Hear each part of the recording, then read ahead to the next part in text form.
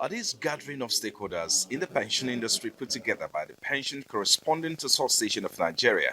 The focus is on how to assess the Pension Reform Act since its enactment and chart a way forward for the industry. We will also explore the future pension management in Nigeria. Over the past 2 decades, Nigeria has witnessed a significant transformation in pension landscape primarily driven by the Pension Reform Act of 2004, following the introduction of the Contributory Pension Scheme, which was introduced to address long-standing issues of pension defaults and inadequate retirement benefits, among others. 20 years on, the implementation of the Contributory Pension Scheme has not only recorded over 10.2 million retirement savings accounts, but has accumulated assets exceeding 20 trillion naira as of June 2024. 20 years after the Contributory Pension Scheme had generated funds to the tune of 20.87 trillion as of July 2024. Despite this milestone, the issue of accrued pension rights and delay in payment of benefit to retirees have become a clog in the wheel of progress. But the government says it is addressing it frontally.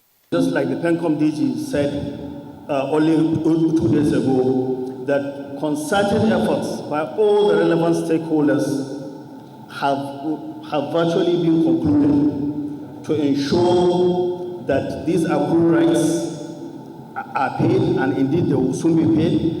Officials of the National Union of Pensioners say while retirees await the government's action, there is the need to review the current pension scheme to meet the current demand of the industry. A law was enacted 2004, amended in 2014. In fact, the scheme is supposed to be amended again now because every 10 years it's supposed to be reviewed. But I don't know, the National Assembly is not yet talking about it. What we are saying now is that scheme, as good as it was, as good as they claim, the people that recommended it, they were not in it. The Pension Fund Operators Association of Nigeria says 1.12 trillion naira has been paid to 357,310 retirees in the last 15 years on withdrawal and annuity.